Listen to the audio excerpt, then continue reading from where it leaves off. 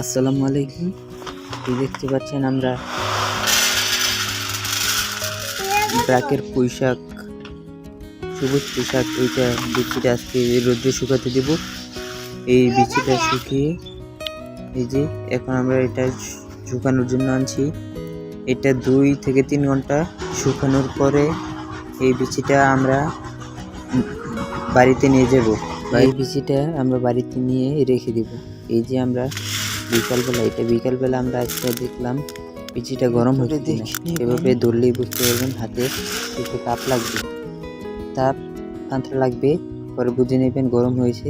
তখন এটা বাড়িতে নিয়ে আমরা শুকনো স্থানে ছায়ায় কতক্ষণ রেখে দিলে এটা ঠান্ডা হওয়ার পরে এই যে এখন আমরা রাতে এই বিচিটাকে ভিজানোর প্রস্তুতি নিচ্ছি। এই যে এভাবে একটা পাত্রে দিয়ে তারপরে পানি দিয়ে ভিজে রাখবেন পুরো 1 রাত। এটা 3 দিন পরে আপনারা খুলে দেখবেন 1-2টা অঙ্কুরোদ্গমন হচ্ছে। এই যে দেখছেন 1-2টা অঙ্কুরোদ্গমন হচ্ছে। এটা কিন্তু 3 দিন পরে হবে 1-2টা। তারপরে এটাকে আবার পুনরায় এটাকে এই যে এভাবে দেখতে পাচ্ছেন, এইভাবে দেখবেন 1-2টা হয়েছে। তারপরে এটাকে আবার পুনরায় ভিজাতে হবে। 3 দিন পরে আবার ভিজিয়ে রাখবেন। এটাকে ভালো করে ভিজিয়ে আধ ঘন্টার মতন রেখে দিবেন। রেখে দিলে এটাকে আবার একটা কাপড়ে বেঁধে, একদম টাইট করে কাপড়ে বেঁধে, বিচিগুলো নিয়ে একটু ময়লা থাকলে এটা ভালো করে ধুয়ে দিবেন। ধুয়ে দিলে আপনার অঙ্কুরোদ্গমনটা একটু ভালো হবে, বিচিগুলো দেখতেও সুন্দর দেখবে। ভালো করে কাপড়ে বেঁধে রাখবেন। আবার 2 দিন বা 3 দিন পর আবার খুলে দেখবেন কি অবস্থা, বিচির অঙ্কুরোদ্গমন হয়েছে কিনা। এই যে আবার 2 দিন পরে আমরাও বিচিটা করলাম, খোলার পরে দেখতে পাচ্ছি এই যে দেখেন এখন প্রায় মোটামুটি অনেকগুলো বিচিতেই অঙ্কুরোদ্গমন হয়ে গেছে। পুঁইশাকের বিচি একটু অঙ্কুরোদ্গমন করতে অনেকদিন সময় লাগে। এই যে দেখতে পাচ্ছেন প্রায় অনেকটিতে অঙ্কুরোদ্গমন হয়ে গেছে। এইভাবেই এই যে ভালো করে দেখেন, আমি হাত দিয়ে দেখাচ্ছি, এই যে অঙ্কুরোদ্গমন হয়ে গেছে। এবার এটাকে আমরা জমিতে নিয়ে বপন করে দেব। এই যে দেখতে পাচ্ছেন সুন্দর গেরা অঙ্কুরোদ্গমন হয়েছে। এই যে এখন আমরা জমিতে এসে পড়ছি। এখন এটাকে লাঙ্গল দিয়ে আগে কেল কেটে নেব। লাঙ্গল দিয়ে কেল কাটলে খুব সহজে বীজগুলো লাগাতে পারবেন, কষ্ট কম হবে।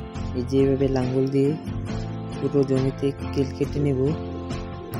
কেল কাটার পরে আমরা এতে এক এক করে বীজ দিয়ে দেব। এই যে দেখতে পাচ্ছেন লাঙ্গল দিয়ে কেল কাটা হচ্ছে। এই পুরো জমিটাতে এভাবে করে কেল কেটে নেব। পুরো জমিটাতে কেল কাটা হয়ে গেলে আমরা আস্তে আস্তে বিচি হাতে নিয়ে তারপরে আস্তে আস্তে একটা করে কেলের মধ্যে 6 থেকে 8 ইঞ্চি এক বিচি থেকে আরেক বিচির দূরত্ব বপন করে দেব। যেভাবে অনেকটি কেল কাটা হবে, তারপরেই আমরা বিচি বপন করে দেব। এই যে একটা কেল কাটা হয়ে গেছে, আরেকটা কাটা হচ্ছে। এভাবে আমরা প্রায় অনেকগুলা কেল কেটে নিয়েছি। অনেকগুলো কেল কেটে নেব। তারপরে আস্তে আস্তে করে আমরা বিচি দিয়ে দিব। এই যে দেখছেন পুরো জমিতে কেল কাটা হচ্ছে।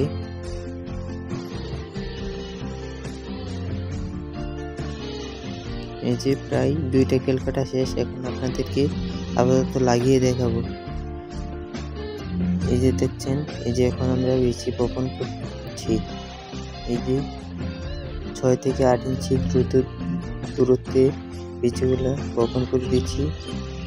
এটাতে পুরো কেলটাতে বিচি বপন করে তারপরে কেলগুলা মাটি দিয়ে মুঞ্জিয়ে দিব। যেভাবে করে পুরো জমিতে কেল কাটা হয়ে গেলে আপনারা এভাবে বীজ দিয়ে নেবেন। তারপরেই দেখবেন আস্তে আস্তে করে এই থেকে আবার 2-3 দিন পরে এসে দেখবেন আস্তে আস্তে করে এক এক করে চারা জন্ম হচ্ছে। আসসালামু আলাইকুম রহমতুল্লাহি ওয়া বারাকাতুহু।